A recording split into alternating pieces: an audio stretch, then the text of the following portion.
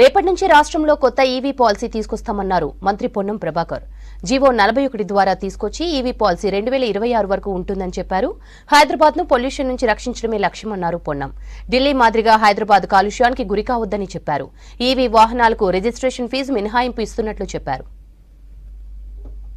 కాపాడుకోవాలని హైదరాబాద్ కు రాబోయే పరిస్థితుల్లో ఢిల్లీ లాగా పొల్యూషన్ ఎఫెక్ట్ అయిపోయి ఇబ్బంది పడద్దనే ఆలోచనతో అనేకమైనటువంటి ఆలోచన చేస్తా ఉన్నాం.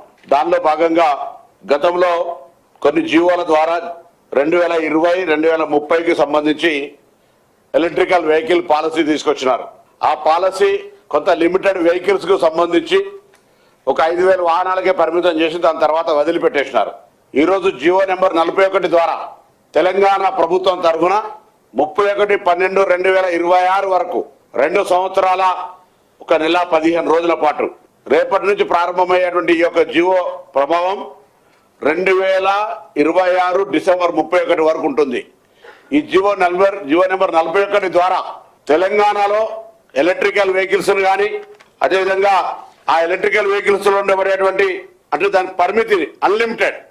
First of all electrical vehicles కు సంబంధించి పరిమితి అనేటువంటిది లేకుండా ఎందరైనా దానివల్ల కంప్లీట్ గా పొల్యూషన్ ఫ్రీ ఆఫ్ హైదరాబాద్ సంబంధించిన విషయంలో చేయాలనే ఆలోచనతోటి అంటే ప్రభుత్వం భవిష్యత్ తరాన్ని దృష్టిలో పెట్టుకొని పేరుకే 2020, 2030 కాలుష్య నివారణకు సంబంధించిన కొన్ని జీవోలు తెచ్చినా కొన్ని పాలసీలు తెచ్చినా పరిమితి సంఖ్యకు మాత్రమే వాడుకున్నారు.